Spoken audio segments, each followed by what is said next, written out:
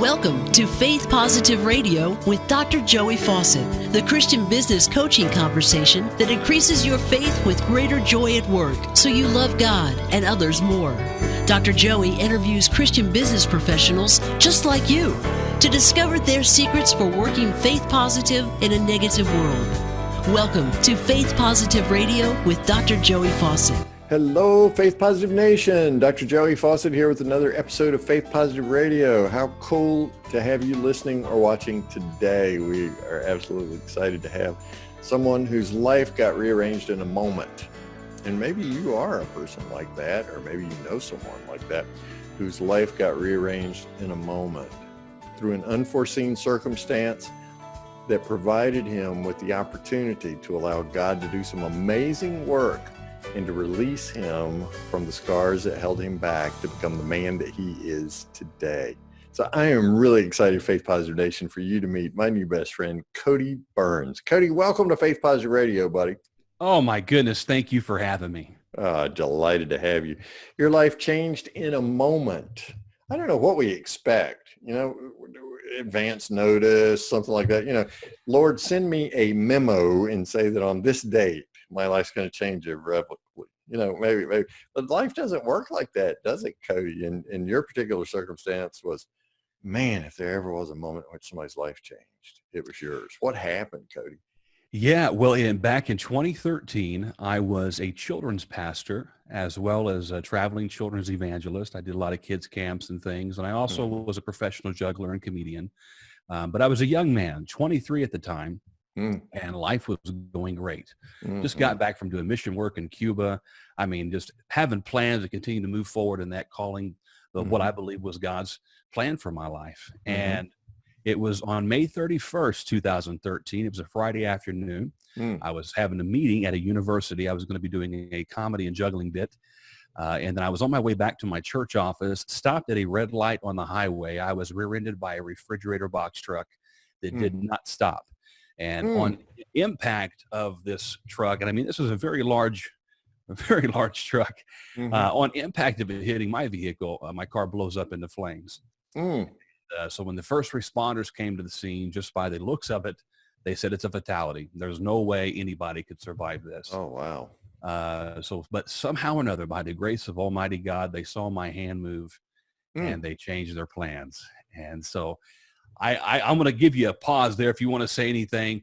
But yeah, that in itself is just an introduction to this whole new side of things for me. That's crazy. So they saw your hand move. Yeah. Now, I don't remember none of what happened. Of course not. But what did they tell you afterwards? Well, the first responders, they all still to this day, they get very emotional whenever I have met and talked with them.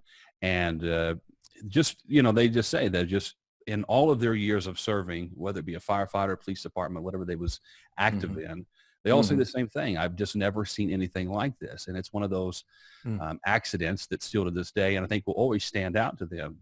And so they just could have sworn that there's nobody going to surpass this or live beyond this. And, when they saw my hand move, they was just got.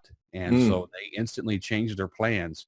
But it took them a good hour to get me out of this. And to their amazement, I was talking to them. I told them. Really? And I don't remember any of it. Of course not. But they said, I told them who I was, where I worked. That's how they was able to contact my family and different ones. And, then they live flighted me to a hospital in Evansville, Indiana, which is the southern part of the state. And then they immediately redirected me to Indianapolis, Indiana, to the burn unit. I had severe burn injuries. 40% of my body surface area was severely damaged. I had burns, second-degree burns on my face, which second degree does not scar. But then I had third degree, and then I had most of my injuries were fourth-degree burns. I never knew there was such a thing as a fourth-degree burn. And what that is it burns through all of your fat cells down to bone and muscle, and in some cases requires amputation. So I had severe burn injuries. I had broken vertebrae, torn ligaments, you name it. So whenever I got to the burn unit, I was on life support in a coma for 3 weeks. And my family and friends, they all have their side of the story that I wasn't aware of. Mm. And I guess there was a couple of times I came very close to passing while in the burn unit. But, God is faithful, and many people were praying and Mm. supporting, and we just seen God move. And so 3 weeks later, I come out of a coma. Mm-hmm. And, from there, that's really where my side comes into play, because I had a lot of different emotions going on at that point. Mm. Um, but What's I the was in first thing you remember coming out of that coma, Cody? I remember hearing my mother's voice, and I tell people the story. I heard my family there, but my mom, she is a strong believer. My whole family is, but my Mm. mom, there's just something she's just there.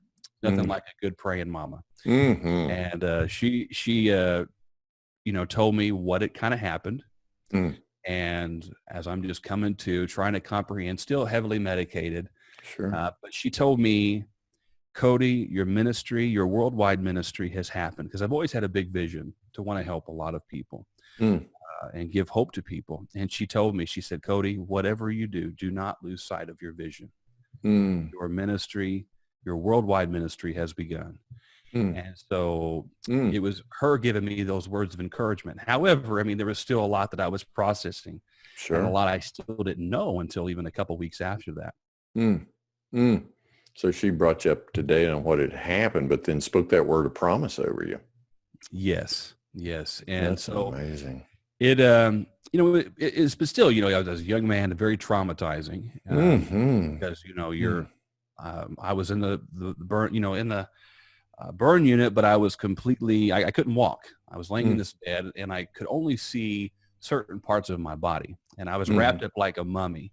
Mm. And bandages, my hands severely burned. They wanted to amputate a few of my fingers. They was able to save them. They don't move like they used to, but at least I still have them. But I Mm-hmm. could see my hands and my arms. I couldn't see the lower half of my body. Mm-hmm. But make a long story short, I was in the burn unit for 2.5 months. I Wow. went to a rehabilitation center, had to relearn to walk, use my hands again, and then many, many more surgeries. But here I am almost 7 years later. Mm. And it's been amazing to see how God has completely transformed my life. Mm. So what got you through the physical therapy? Because, that had to be the hardest part. Pain management, I'm sure, was difficult as well. But, you get in that position where you're not hurting. You sure don't want to move, right?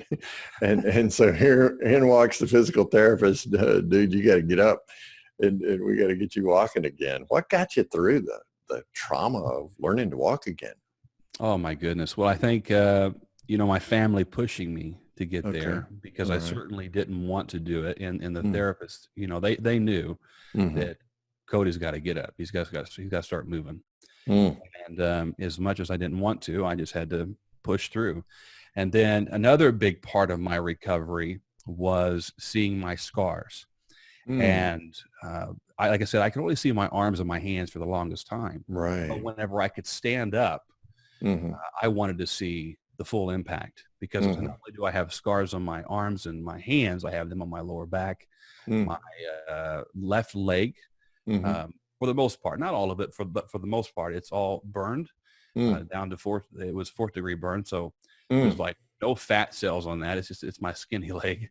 And then I have my Shoot. right foot. It's completely scarred. I have 3rd-degrry burns on my right knee, behind my thigh, different sections.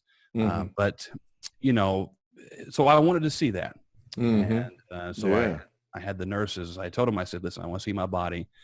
And when they stood me up, they just undressed me, and I'd seen my scars. And that was probably the most devastating experience for me, to see What my was that body. like when you looked at Oh, the scars, man? it was so emotional. And I Mm-hmm. just bawled my eyes out, because, one moment you're 23 years old, Yeah. you're extremely healthy, traveling the country. Yeah. And then Life the is next, good. life is good. And the next thing, you're just mangled.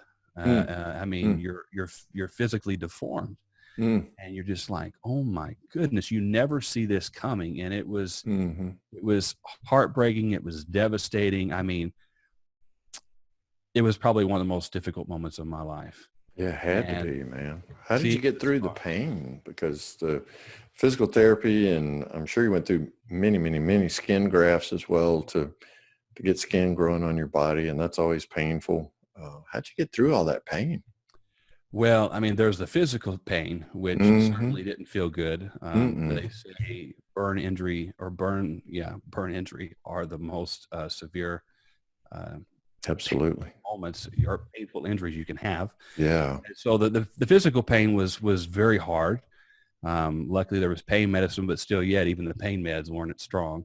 Couldn't touch it but all. but Mm-hmm. I think the emotional side of things Mm. was probably the most difficult to recover from or to get through. Mm-hmm.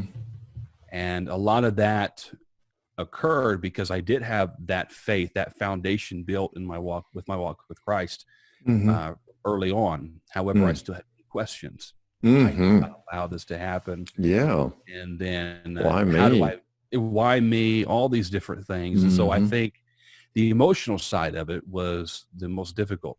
Mm. And a lot of that I got through because I had good mentors, people surrounding me, Mm-hmm. and I educated myself all the more instead of Mm-hmm. looking at the Bible and saying, this is crazy, I'm no longer going to believe this. No, I went a little bit deeper Mm. and began to understand why some of these things happen in today's world. Mm. And yeah, that was very, very healing for me. Mm. Mm. So describe that moment when you pivoted, because as you just said, you could have thrown it all away. Any loving God wouldn't have let this happen to me. I mean, you could have felt forsaken, right? Hmm. And just turned away. But describe that moment when you decided to pivot into the arms of Christ instead of away from. Yeah, I think, and I'll say this, I was just very thankful to be alive. Mm. So on one hand, I'm thanking God that I'm still here. Mm-hmm. And I knew that God still had a purpose for my life, that there was still something he was going to turn this around. But Mm-hmm. it's one thing, you go back and forth in those moments. One Oh, moment yeah. you're thanking God. The next minute you're just like, why me, God? Why Why did me? this happen? Yeah. I And you're know. It's that frustrated. natural human dynamic. You read the book of Job and you see the same thing, right? Oh, that's right. Yeah. And, but I tell people this is one of the most powerful phone calls I ever had. Mm. And it was with one of my mentors and role models that I look up to very much today. And his name is Dave Reaver. Mm-hmm. And he served in Vietnam, and he's Mm. also a burn survivor. Mm. And when he was in overseas, he went to throw a hand grenade, and a sniper shot the hand grenade, Mm. and it blew up all over his body. So his face is scarred. He's got fingers that are actually amputated. Mm. And for years, he battled with suicide, and he wondered why God would allow this to happen. Yeah. And so I got to speak with him over the phone. He shared with me his story, and he said that he was doing a television interview, and this lady had asked him, she said, Dave, you know why God allowed you to be burned and scarred? And his response was, he said, I was frustrated that she would even ask me that on television. Yeah. And Really. he said, no, I don't know why. And she said, Dave, God did not do this to you, but he allowed it to happen because he could trust you with the scars. And Mm. that statement Trust you with the completely scars. transformed his entire life. Mm. And, So what and was it like for you hearing Dave Reaver say that? it was confirmation. It was encouraging, Mm. but it was almost like I resonated with that because I Mm. knew God was going to take what had happened to me and turn it around for my good. Mm. And I knew that it just, the ministry, I always wanted to bring hope to people. And I was doing all Mm-hmm. these things with children, with juggling, doing Mm-hmm. comedy. And Mm-hmm. I had this vision of what the ministry was going to look like for me. Mm. But in a way, this tragedy became a whole nother platform. Mm. It has allowed me access into areas to share the message of truth that I never wouldn't have if I hadn't gone through it. So it redefined the vision for you. It did. Proving once again that God really can take all things in life and bring it together for good to work as harmony, right? That's So right. when was the moment that you knew that had happened? That, I mean, you hear Dave's story and you begin to think about it differently, and you heard your mother's promise spoken over you. When was that moment, Cody, when you fully leaned in and said, okay, God, let's go. I've got a story to tell. I'm going to share it with people. Yeah. Well, I think it kind of, it started dawning on me whenever I was in in-state rehab. Like I mentioned, though, you go in and out of those emotions, Sure. frustrated, but ultimately deep down, I knew that this was the start of something. And I had seen my brother had started up a Facebook page where my entire community and people from all over the world started following and praying for me. Wow. Hearing some of the comments of how they were being encouraged. I seen, okay, this is really making a difference already. And I hadn't even hit a platform. And so you're still battling scars, man. I'm still in the hospital, going through all this. Yeah. Wondering what just happened, and people are being encouraged. Who else but the good Lord could do that, man? Amen. It's all him. I mean, it really is. I give him all honor and glory, and I'm humbled. And I, every day I'm just, you couldn't ask for anything better, because you know that you're walking in the plan for your life, God's plan for your life. And and so I started seeing it then. And doors started opening, not just to minister in churches, but in other places as well, and to other burn survivors. It's just been remarkable. So your brother's got this Facebook page going on. People are being encouraged while you're still in the battle, so to speak, and experiencing this conflux of emotions, up and down, trusting God, cursing God, just back and forth, back and forth. So when you come out of the hospital, where do you go and what do you do? Yeah, well, I mean, because that's the thing. Burn injury is one of those injuries that they're lifelong. Sure. And you're going through many different surgeries, the scar tissue. And it's still, I haven't had a surgery in probably 5 years. Oh, sweet. And so I'm doing very well. Yeah. Actually, no, I take that back. Not 5 years. It's probably been a little bit short. 3 years. Let me go 3 years.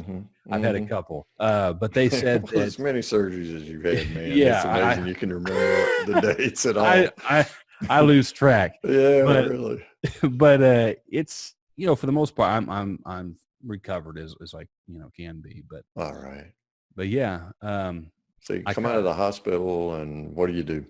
Yeah. Well, I knew that God was going to use this. And so like I mentioned, I was a children's pastor before all that. And the church that I was working with, their intention was to bring me back on staff. However, I knew that because of all that I had gone through and still going through at the time, I said, well, it's probably best that I step down. So I stepped down from that position, and that was where I said, okay, I'm going all in full-time evangelism and ministry. So I took all my efforts and pursued that 100% and found ways to evangelize through this story.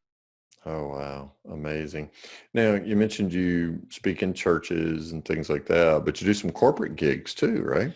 I do. Over the past couple years, there has been a huge transition, and I began to look outside the church walls. And I'm also I'm doing speaking in colleges, as well as corporate events. And so that's very exciting. So what are you finding on college campuses today as you go tell your story?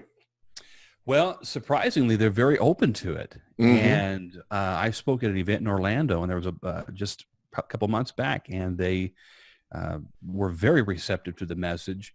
And obviously in that environment, you have to, your faith, you have to be very respectful of the territory you're in. Sure. But just the topic of scars and breaking that down as far as the physical and the emotional, and how many college students today, they're suffering emotionally. And I mean, you look at the suicide rate and all these people. Oh yeah, it's way up. So it really resonated with a lot of those students. What were some of the emotional scars that you heard the students talking about, Cody? Well, I mean, they obviously in the college market, they all have different ones, and everybody has their own story. And a lot of them, it may go back to their childhood, or maybe they're just stressed out, financially trying to get through things, or they don't know what their purpose is in life. And so they're, it's all these different, each person is different as far as what they're going. Right. But, and that's the thing I like about my story, and even with my book, and it's not just about me. It's really relating it to the public, because everybody can find something in their life to connect with. Right. And the Holy Spirit works in the midst of your story to adapt to other people's story, and they find hooks in places where they can grab hold.